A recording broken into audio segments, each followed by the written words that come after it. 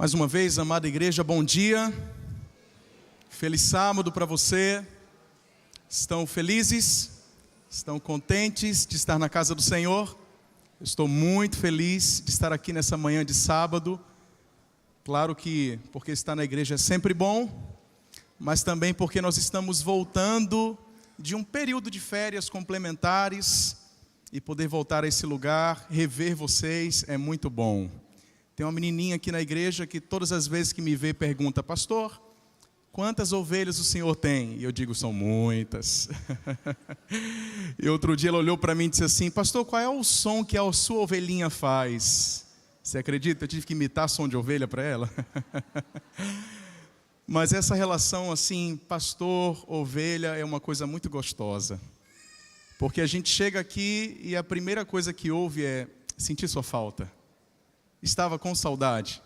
Vou dizer uma coisa, também senti falta de vocês, sinceramente. Estava no Ceará, numa terra muito boa, terra da minha esposa. Estávamos ali nas praias cearenses, comendo uma boa comida, baião de dois. Não sei quem conhece baião de dois, uma delícia, né? Mas ainda assim senti falta de vocês, acredita? Pessoal do basquete aí, quando eu vi a lista do basquete, eu disse: puxa, hoje eu não vou poder participar lá. Mas uma alegria estar de volta, rever vocês, e também um privilégio poder estar aqui para compartilhar a palavra do Senhor com você. Espero que você realmente esteja assim com o coração aberto para receber a palavra de Deus, que o tema de hoje é um tema bem especial. Nós vamos pensar um pouquinho a respeito de como compreender, como conhecer a vontade de Deus para nós. Deus tem uma vontade a seu respeito, Deus tem um plano a seu respeito. Mas como compreender isso? Especial, não é?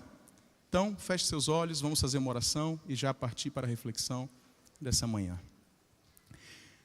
Nosso amado Deus e Senhor, estamos felizes porque temos nessa manhã a oportunidade de estarmos na Tua casa para louvar o nome do Senhor e engrandecer, porque só Tu és digno de toda adoração. E também estamos felizes porque nesse momento do culto, o espaço é reservado para o Senhor falar por meio da Tua palavra. Então, Senhor, por favor, assim como fez no início, através dos louvores, das orações, assim como fez também no momento da escola sabatina, na revisão da lição da escola sabatina, que agora também o Senhor fale poderosamente conosco. O que nós precisamos não é apreciar um sermão. O que precisamos nessa manhã é comer um bom alimento espiritual. Por isso, nos encha, nos alimente com a Tua santa e boa palavra. É o nosso desejo, em nome de Jesus. Amém. Abra sua Bíblia, por favor, em Romanos, no capítulo 12. Vamos ler o verso 1 e o verso 2.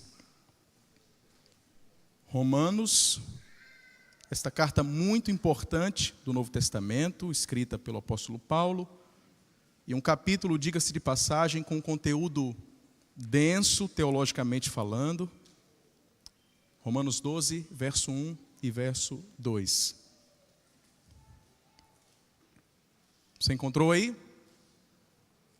Pode falar. Achou? Diga achei. Tá bom. Não achou? Diga não achei. Eu ouvi alguém dizer não achei, então vou esperar um pouquinho. Tudo bem. Romanos, capítulo 12, a partir do verso 1. Texto bem conhecido. A palavra do Senhor diz: portanto, irmãos, pelas misericórdias de Deus, peço que ofereçam seu corpo como sacrifício vivo, santo e agradável a Deus. Este é o culto racional de vocês. E não vivam conforme os padrões deste mundo, mas deixem que Deus os transforme pela renovação da mente, para que possam experimentar qual é a boa, agradável e perfeita vontade de Deus. Olhem para cá, por favor. Deixa eu fazer uma pergunta para você que demanda uma resposta óbvia. Você gostaria de saber coisas a respeito do futuro? A resposta, claro, é sim. Você gostaria de conhecer o que está por acontecer no futuro? Obviamente. Existe uma curiosidade em todo ser humano ao redor do mundo inteiro de conhecer coisas a respeito do futuro. Certamente você gostaria de saber como tomar boas decisões em relação a planos para o futuro. Esse é o desejo de todas as pessoas. Há uma curiosidade, há um estímulo no coração de todo ser humano por conhecer coisas a respeito do futuro. É talvez por isso que o cristão, a maior parte do tempo, o cristão sincero está se perguntando uma coisa: como eu posso conhecer a vontade de Deus? Talvez a pergunta que mais ressoa no coração e na mente dos cristãos é: como eu posso conhecer a vontade de Deus? Porque nós sabemos que Deus tem um plano para a nossa vida, sim ou não? Nós sabemos que Deus tem uma vontade a nosso respeito, sim ou não? A Bíblia revela que Deus tem uma vontade em relação à humanidade inteira, mas de uma forma específica. Deus tem um plano, Deus tem um roteiro, Deus tem vontade em relação à sua vida. E todo cristão sincero que quer viver no centro da vontade de Deus, a todo instante está se fazendo esta pergunta: como eu posso conhecer a vontade de Deus? Eu não sei se você já teve a oportunidade de conhecer a história de um homem chamado George Miller. Ele foi um pastor missionário que nos primeiros 20 anos da sua vida teve uma conduta totalmente reprovável. Mas depois da sua conversão, George Miller iniciou um ministério belíssimo. Nesse ministério ele cuidava de muitos órfãos. E na região de Bristol, ele teve o privilégio de cuidar, de auxiliar dezenas de milhares de órfãos. A história desse homem conta que quando ele tinha uma necessidade para atender os órfãos, quer seja de alimento, de roupa ou de qualquer outra coisa, ele nunca compartilhava isso com outras pessoas. Ele ia até o seu gabinete, se ajoelhava, falava com Deus, e as suas orações eram respondidas, e muitas vezes imediatamente. A história desse homem também conta que certa vez ele estava num barco viajando para Bristol, quando sobreveio naquela região em que estavam navegando um nevoeiro, e o capitão do barco começou a navegar lentamente por conta deste nevoeiro. Só que Bristol sabia que o prazo estava acabando, ele precisava, aliás, George Miller sabia que precisava estar em Bristol no sábado. Então ele se aproximou do capitão e disse: amigo, eu preciso estar lá no sábado, eu preciso chegar ao meu destino no sábado, e se você continuar navegando dessa maneira, eu não vou conseguir chegar a tempo, eu tenho uma importante reunião. E o capitão olhou para ele e disse: você não está vendo que nós estamos passando por um nevoeiro? A gente não pode navegar tão rápido assim. E ele disse: você não quer descer comigo e fazer uma oração então? O capitão então aceitou descer com ele, e Miller fez uma oração simples que qualquer criança pode fazer. Ele disse: Senhor, eu preciso estar em meu destino no sábado, porque eu tenho uma importante reunião. Por favor, tira esse nevoeiro. O capitão já estava prestes a fazer a sua oração, quando ele interrompeu e disse: você não precisa orar. Porque primeiro, eu sei que você não acredita que Deus pode tirar o nevoeiro. Em segundo lugar, ele já tirou. O capitão ficou surpreso com aquela resposta e subiu, e de fato, quando chegou lá em cima, ele percebeu que o nevoeiro tinha passado. Eu fico me perguntando como alguém pode ter tamanha confiança a respeito da vontade de Deus. Como alguém pode compreender tão claramente o que Deus fará no futuro? Como é possível para alguém ter tanta certeza a respeito da vontade de Deus, a ponto de fazer uma oração e estar certo de que esta oração já foi respondida? Amigos, como é possível conhecer a vontade de Deus? É sobre isso que eu quero falar com você nesses poucos minutos de reflexão. Mas antes da gente entrar em alguns princípios importantes a respeito desse tema, eu quero lembrar a você uma coisa muito importante, que não faz o menor sentido você buscar conhecer a vontade de Deus e não estar disposto a conhecer a Deus. Não faz o menor sentido você fazer algum tipo de consulta para buscar conhecer a vontade de Deus, se você não estiver disposto a conhecer a Deus. Imagine que você está tentando aprender a nadar, e eu então tento lhe ajudar, e digo assim: amigo, você vai receber uma lista de orientações sobre como nadar, e eu coloco nessa lista que você tem que prender a respiração, que você tem que bater bem os braços, as pernas, que você precisa colocar a sua mão em formato de concha, e você pega a sua listinha, então sai para tentar aprender a nadar, e depois de um tempo você volta, olha para mim e diz assim: você estava errado, essa lista não funciona, porque eu não aprendi a nadar. Eu olho para você e pergunto: mas amigo, você fez tudo direitinho? Você diz: sim, eu fiz tudo direitinho, eu segui tudo que você falou, mas eu não aprendi a nadar. Só que no decorrer da conversa eu descubro uma coisa: que você não fez o que era fundamental. Você não entrou na água. E se você não entrar na água, você não vai aprender a nadar. Imagina que seu filho olha para você e diz: mamãe, papai, eu quero nadar, posso? E você diz: pode, só não entra na água. Que sentido faz? A mesma coisa se refere a querer conhecer a vontade de Deus, sem entrar na água, sem experimentar um relacionamento com Deus. Não faz sentido buscar conhecer a vontade de Deus se você não busca conhecê-lo. Não faz sentido buscar conhecer os planos de Deus para a sua vida, se as melhores horas do seu dia não são dedicadas a estar na presença de Deus. Eu pergunto: o que ocupa o horário nobre do seu dia? Com que ocupação você se detém nos melhores horários do seu dia? É para buscar a presença de Deus? Qual é a primeira voz que você ouve assim que acorda? É a voz de Deus por meio da sua palavra? Qual é a primeira pessoa com quem você conversa logo ao amanhecer? É o Senhor da sua vida? Se você está buscando conhecer a Deus, consequentemente também conhecerá a sua vontade. Ali está a minha esposa. Eu posso dizer com toda segurança: ninguém aqui nessa igreja, e olha que tem muita gente, ninguém aqui nessa igreja conhece a vontade da minha esposa melhor do que eu. Isso por uma razão muito simples: porque eu conheço a minha esposa, eu convivo com ela, eu moro com ela, a gente divide o mesmo teto e, por consequência, conheço suas preferências, suas vontades, suas manias. Entende? Deu para entender isso? Se você não quer conhecer a Deus, consequentemente também não conhecerá a sua vontade.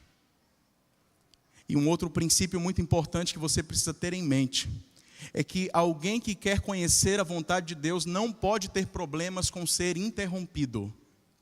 Se você quer conhecer a vontade de Deus, esteja certo, em algum momento Deus poderá interromper você, interromper os seus planos, aquilo que você pretendia fazer, para que Ele possa realizar os planos dEle na sua vida. Então, se você tem dificuldade em ser interrompido em seus planos, em suas vontades, naquilo que você imagina ser o melhor para você, não vai funcionar essa ideia de conhecer e experimentar a boa, perfeita, agradável de Deus. Entende? Você precisa estar totalmente disposto a seguir o plano de Deus, a ponto de não ter vontade própria. Consegue fazer isso? Esse é o desafio para quem quer conhecer a vontade de Deus. E por fim, antes da gente entrar no coração da mensagem, eu quero lembrar a você uma coisa muito importante. Os princípios que nós vamos ver aqui nessa manhã não são como uma escada de incêndio que você aciona todas as vezes que está diante de uma decisão grande e importante. Os princípios que nós vamos aprender não é como um amuleto que a gente aciona apenas diante de grandes decisões. Mas, na verdade, esses princípios devem ser incorporados em nossa vida à medida que desenvolvemos o hábito de buscar diariamente conhecer a Deus por meio da sua palavra e da oração. Por isso, não faça desses princípios algo que você lança a mão apenas quando a coisa aperta para você, quando as coisas fogem do controle. Mas, outra vez, repito, você precisa buscar conhecer a Deus e, por consequência, tendo conhecido a Deus, conhecerá também a sua vontade. Fazendo isso como? Esporadicamente, quando precisar apenas, Todos os dias. Todos os dias. Vamos então aos princípios. O primeiro princípio que eu quero compartilhar com você é o princípio de que, para conhecer a vontade de Deus, é necessário, é fundamental, buscar conselho na palavra do Senhor. Há um texto bem conhecido, Salmo 119, verso 105, eu vou começar, você termina. A Bíblia diz assim: lâmpada para os meus pés é a tua palavra. Pode ser um pouco melhor, vamos lá? Lâmpada para os meus pés é a tua palavra e luz. Se Deus, presta atenção nisso, se Deus está de fato conduzindo a sua vida, tenha certeza, Ele faz isso através da Bíblia. Se Deus está de fato conduzindo o seu futuro, a sua vida, então a Bíblia é o instrumento que Deus usa para fazer isso, para conduzir a sua vida.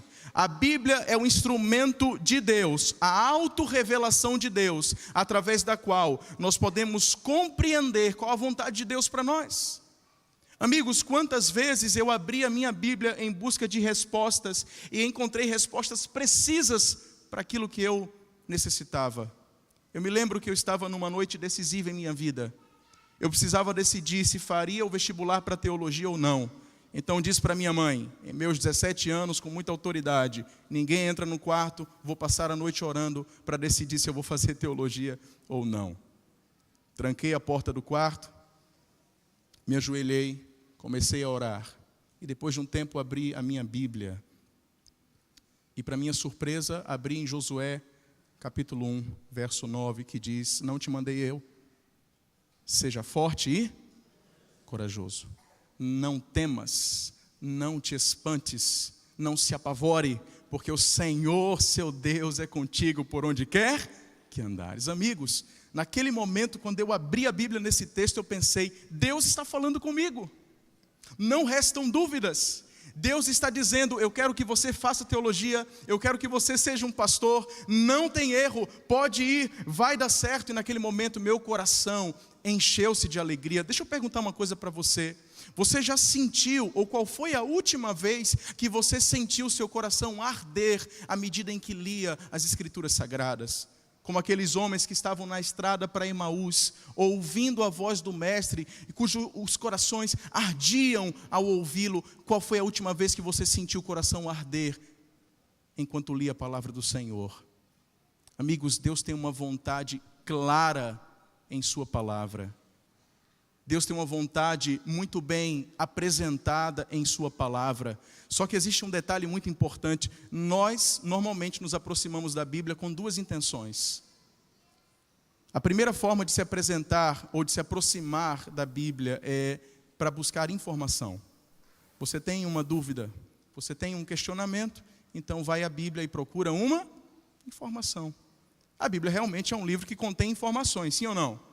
É um livro que contém histórias, conteúdos que são informações. Mas a segunda maneira de se apresentar ou de se aproximar da Bíblia é para buscar comunicação. E essa é a ideal. Porque quando nós nos aproximamos da Bíblia para buscar comunicação, nós estamos nos aproximando para ter algo que a Bíblia a todo instante declara que é desejo de Deus em relação a nós. Estamos nos aproximando para ter relacionamento. Me farão um santuário para que eu possa habitar no meio de vós. Eu quero estar com você. Eu quero me relacionar com você. Eis que estou à porta e bato. Se alguém ouvir a minha voz e abrir a porta, então entrarei, cearei com ele e ele ceará comigo. Relacionamento. Quando você abrir a sua Bíblia, presta atenção aqui, olha. Quando você abrir a sua Bíblia, lembre-se, a sua intenção não deve ser buscar informações. Você deve abrir a Bíblia para buscar comunicação com o céu, para buscar ouvir a voz de Deus. Isso é extremamente importante na vida de alguém que deseja realmente conhecer a vontade de Deus. Amigos, conhecer a Deus profundamente é o que há de mais importante na vida de alguém. Não foi à toa que em João capítulo 17, verso 3, Jesus disse: a vida eterna é esta, que te conheçam a ti, o único Deus verdadeiro, e a Jesus Cristo, a quem enviaste. Em outras palavras, viver eternamente consiste em conhecer a Deus. A vida eterna consiste em ter um relacionamento profundo com Deus. Quando Paulo finalmente tem a sua conversão estabelecida, quando Paulo finalmente tem um encontro com Deus, ele entende que conhecer a Deus é o que há de mais importante nesta vida. É por essa razão que em Filipenses, abra sua Bíblia, Filipenses capítulo 3, verso 7. Aqui em Filipenses, o apóstolo Paulo declara quão importante é para ele conhecer a Deus. Filipenses capítulo 3, verso 7, o texto diz: mas o que para mim era lucro, isto considerei perda por causa de Cristo. Na verdade, considero tudo como perda por causa da sublimidade do conhecimento de Cristo Jesus, meu Senhor. Por causa dele perdi todas as coisas e as considero como lixo para ganhar a Cristo e ser achado nele, não tendo justiça própria que procede de lei, mas aquela que é mediante a fé em Cristo, a justiça que procede de Deus, baseada na fé. E o verso 10, o que eu quero é conhecer Cristo e o poder da sua ressurreição, tomar parte nos seus sofrimentos e me tornar como ele na sua morte. O apóstolo Paulo diz muito claramente nesse texto, o que realmente importa nessa vida é conhecer a Deus. Você pode conhecer muitas pessoas nesse mundo, você terá experiências com muita gente nesse mundo. Aliás, você mal consegue contar com quantas pessoas você se esbarra num sábado como esse. Quanta gente você vê, quanta gente você cumprimenta. Mas deixa eu falar uma coisa muito importante para você. O encontro mais significativo e a pessoa mais importante que você pode conhecer é Jesus Cristo. E aí, querido, quando você finalmente conhecê-lo verdadeiramente, você vai perceber que todo conhecimento, tudo que você adquiriu até aqui, não se compara à bênção de conhecer a Deus. É por isso que o apóstolo Paulo diz, eu considero tudo perda, eu considero tudo lixo, diante daquilo que eu pude ter à medida que conheci a Jesus Cristo. Você quer conhecer a vontade de Deus? Outra vez digo, busque conhecer a Deus. Entre na água, busque ter um relacionamento com Deus, e naturalmente, à medida que você conhecê-lo, quando você for íntimo, próximo a Ele, você também vai conhecer a sua vontade. O segundo princípio que eu quero apresentar a você é tão importante quanto esse. É o princípio de que para conhecer a vontade de Deus, você precisa fazer da oração algo contínuo em sua vida. Amigos, quantas vezes nós compartilhamos com tantas pessoas muitos problemas da nossa vida, mas não compartilhamos com aquele que de fato pode nos ajudar. A gente precisa aprender a confiar menos nos outros e em nós mesmos, ou menos no que podemos fazer e mais naquilo que Deus pode fazer por nós. Quantas vezes nós somos tomados por perplexidades, por ansiedades, por angústia, por sofrimentos, por uma razão muito simples, por não termos apresentado isso a Deus através da oração. Quantas vezes nós tememos o futuro, quantas vezes nós somos tomados por ansiedade, simplesmente porque nós não separamos um tempo para estar em comunhão com Deus por meio da oração. Há uma canção linda que eu gosto muito que diz, ó que paz perdemos sempre, ó que dor de coração, só porque não recorremos ao bom Deus em oração. Acredite, amigo, eu sei que oração hoje em dia está meio fora de moda, é verdade. As pessoas, quando se fala em oração, culto de oração, amigos, fala a verdade, para o mundo isso é atrativo? Se eu disser para você assim, olha, você não pode faltar, porque nessa quarta-feira nós vamos ter um culto de oração, você se sente estimulado a participar? Fala a verdade. Seja sincero consigo mesmo. Amigos, oração para o mundo aí fora é algo que já está ultrapassado, mas eu quero resgatar nessa manhã, no seu coração e na sua mente, o valor e a importância da oração. Porque, amigos, existe um poder ilimitado, existe um recurso que está disponível para você e para mim, e este recurso, ele se dá por meio da oração. Muitas vezes pensamos que a nossa vida está dividida em departamentos, e a gente pensa que existem coisas que são pequenas o suficiente para que a gente consiga resolver de forma independente, sem o auxílio de Deus, e nós pensamos que existem coisas que são grandes demais, e por isso precisam da providência divina. Mas quando eu olho para a palavra de Deus, sabe o que eu entendo? Tudo o que diz respeito à sua vida, toda e qualquer decisão, seja pequena ou grande, deveria, por prudência, ser apresentada a Deus em oração. Porque tudo que diz respeito ao seu bem-estar, tudo que diz respeito à sua vida como um todo, é do interesse de Deus.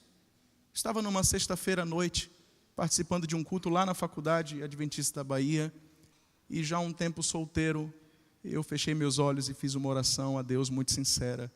E eu disse: Senhor, vai aprendendo aí quem está solteiro, tá? Eu fechei os olhos e disse: Senhor, eu preciso de alguém. Não está dando mais para viver nesse deserto, sozinho. Eu quero dividir a vida com alguém. Eu quero entregar meu coração para alguma pessoa. E aquilo era tão importante para mim que eu fiquei até emocionado. No culto estava acontecendo uma dramatização lá com neon, sei lá o quê, que as luzes estavam apagadas. E como ninguém estava vendo, aí aproveitei para chorar ali no meu cantinho, né? E fiz essa oração a Deus: Senhor, eu preciso entregar meu coração para alguém, mas tem que ser alguém especial, alguém de confiança.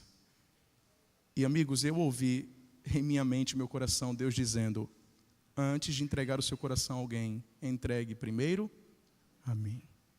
E quando você entregar a mim, eu vou tratar de entregar a outra pessoa, que também já entregou o coração a mim.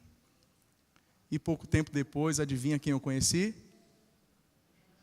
Aquela moça ali. Amigos, vocês podem pensar: é coisa do acaso. Pastor, isso aí foi sorte. Pastor, já teria acontecido mesmo que o Senhor não orasse. Eu prefiro acreditar que orações são respondidas por Deus, porque a palavra do Senhor diz: pedi e dá-se-vos-á, buscai e achareis, batei e abri-se-vos-á, porque todo o que pede, recebe, o que busca, encontra, e a quem bate, a porta será aberta. Buscar-me-eis e me achareis, se me buscardes de todo o vosso coração. Essa é a promessa do Senhor. Dedique tempo a Deus em oração, a respeito de coisas, para falar a respeito de coisas do presente ou do futuro, esteja certo, o Senhor te responderá. Amém? O Senhor vai lhe atender, mas aqui uma advertência: você está lidando com Deus que parece gostar de agir no último minuto, e isso demanda paciência. Moisés foi chamado por Deus para ser o libertador do povo de Deus, e ele teve que esperar muito tempo, mas aí ficou muito impaciente e resolveu matar um egípcio, porque queria libertar logo o povo de Deus. Então ele vai para o deserto, fugindo, vai para o deserto, e lá passa 40 anos, e parecia que essa ideia de ser o libertador já tinha passado do prazo de validade. Mas aí Deus se aproxima dele e diz: Moisés, eu ainda tenho um plano para a sua vida. E você conhece a história. Depois desses 40 anos, Moisés teve que passar mais 40 anos conduzindo o povo de Deus no deserto, até finalmente entrar na terra prometida, certo? Errado, ele não entra na terra prometida. Moisés está diante do Mar Vermelho. Moisés está ali com o povo e Deus já sabia que não tinha outro caminho, tinha que abrir o mar. Quando o povo chega com Moisés diante do mar, o mar não é aberto. O que Deus faz? Espera o exército, o inimigo, chegar perto. E quando finalmente eles estão ali perto, quase alcançando, aí Deus diz: Moisés, ergue a mão. E Moisés ergue a mão e o mar é aberto. Um Deus que parece gostar de agir no último minuto. Um Deus que em seus planos, Ele coloca você em condições difíceis de espera. Noé, você vai construir um barco, eu vou fazer chover sobre a terra, e a chuva vai fazer com que as águas encubram toda a terra, mas esse barco vai ser a salvação. Construa o barco, eu vou lançar nesta terra um dilúvio. Noé constrói o barco e passa 120 anos construindo um barco. 120 anos construindo, martelando um barco. Depois de 120 anos, animais entram na arca. O anjo fecha a porta, a família de Noé também está lá. Agora vai. 7 dias dentro da arca, com animais. Antes da arca ser um refúgio, a arca foi uma prisão para Noé. Você tem noção disso? Amigos, eu fico pensando nessa ideia toda de conhecer e fazer a vontade de Deus. Que tipo de cristão você é quando se senta na sala de espera de Deus? Que tipo de reação você tem? Que tipo de pessoa você é quando Deus olha para você e diz: espere, agora não. Aí uma outra pergunta inevitável é: por que Deus nos faz esperar? Se Ele pode abrir o mar, por que não abre de uma vez? Por que espera os egípcios chegarem tão perto? Por que não abre o mar de uma vez? Em primeiro lugar, porque Deus tem uma agenda. Você não conhece, mas Ele sabe. Ele sabe como funciona essa agenda. Ele sabe qual o momento, qual a hora oportuna para fazer o que Ele quer fazer em sua vida. Respeite a agenda de Deus. Deus tem uma agenda. Em segundo lugar, Deus quer desenvolver em você uma coisa chamada confiança e dependência. Quando você for colocado na sala de espera de Deus, este é o momento oportuno para desenvolver em seu coração, em sua vida como cristão, confiança no Senhor. Porque a fé verdadeira não é aquela que se manifesta quando orações são respondidas de acordo com aquilo que nós queremos. Uma fé verdadeira é aquela que se manifesta quando nós somos contrariados. Uma fé verdadeira é aquela que se manifesta quando Deus olha para você e diz: espere, mas eu quero agora. Não agora. E você ainda assim continua confiando no Senhor, porque você sabe, não há outro caminho. Para onde iremos nós, se só Tu tens as palavras de vida eterna? Eu prefiro ficar aqui esperando. Eu prefiro continuar aqui confiando. Eu prefiro continuar dependendo, porque eu sei em quem tenho crido. E estou bem certo que Ele é poderoso para guardar o meu tesouro até o fim chegar. Quem é você quando está na sala de espera de Deus? Aproveite esse momento de espera para orar. Para conhecer a vontade de Deus, nós temos um recurso maravilhoso chamado oração. Sabe por quê? Porque quando a gente olha para a Bíblia tem princípios que podem ser aplicados em sua vida. Eu sei disso. Você também sabe, claro. Se você quer descobrir se deve guardar o sábado ou não, onde você consulta isso? Na Bíblia. Você quer saber se deve roubar ou não, onde você consulta isso? Na Bíblia. Você quer saber se deve fazer a coisa certa ou errada? A Bíblia tem respostas. Mas e quando você tem duas alternativas que são corretas? O que você faz? Quando você tem 2 empregos que, segundo a perspectiva bíblica, é bom ou serão bons para você. E quando você tem 2 pessoas possíveis com quem pode se casar, e as 2 pessoas, segundo o que a Bíblia apresenta, são boas para você, o que você faz? Aí entra a oração. É o momento em que você, em intimidade com Deus, diz: Senhor, eu tenho várias boas alternativas, eu tenho 2 propostas, as 2 são excelentes, mas eu não sei o que está na sua agenda, eu não sei quais são os seus planos. Por favor, Senhor, revela a tua vontade para mim. É por isso que a oração é tão importante quanto a Bíblia, porque no momento em que os princípios bíblicos não puderem ser aplicados a situações específicas da sua vida, você pode lançar mão da oração e dizer: Senhor, agora eu dependo exclusivamente do que o Senhor disser para mim. E Ele fala, amigo, Ele fala, amiga, Ele fala através de um amigo piedoso, amável. Ele fala através de um familiar que ama você, que quer o seu bem. Deixa eu dar um conselho muito importante para você que é jovem, principalmente. Quando você estiver diante de uma grande decisão a tomar, cuidado para não buscar conselho com alguém que não ama Jesus. Quando você estiver diante de uma situação difícil, cuidado para não ouvir a voz de alguém que não ouve a voz de Deus. Existem pessoas que são colocadas por Deus no seu caminho, no meu caminho, para ser uma bênção, para mostrar a você qual é a vontade do Senhor. Mas cuidado para você não permitir que se aproxime de você, numa situação difícil, alguém que não se aproxima de Deus. Último conselho que eu quero dar para você. Fica comigo aqui só mais um pouquinho. O último conselho que eu quero dar para você é que depois de consultar a vontade de Deus na Bíblia, depois de consultar a vontade de Deus em oração, você precisa tomar uma decisão. Existem pessoas que, depois de ter feito tudo isso, de ler a Bíblia, de orar, simplesmente não decidem. Elas têm uma importante decisão a tomar, mas ficam paradas, congeladas diante dessa decisão, porque elas têm medo do que pode acontecer. Amigo, amiga, eu quero dizer para você nessa manhã, que depois de ter consultado a Bíblia, depois de ter buscado orientação em Deus por meio, ou de Deus através da oração, se você não decidir é pior do que tomar uma atitude equivocada. É melhor que você decida, é melhor que você faça alguma coisa, mas cá entre nós, seu problema não é decidir, eu sei disso, porque você é exatamente como eu. Sabe qual é o seu problema? É o meu também. Seu problema é realizar aquilo que você decidiu. É permanecer firme naquilo que você escolheu. Esse é o seu problema. Esse é o meu problema.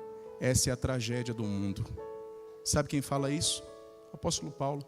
De novo Paulo, né? Romanos, capítulo 7, verso 18.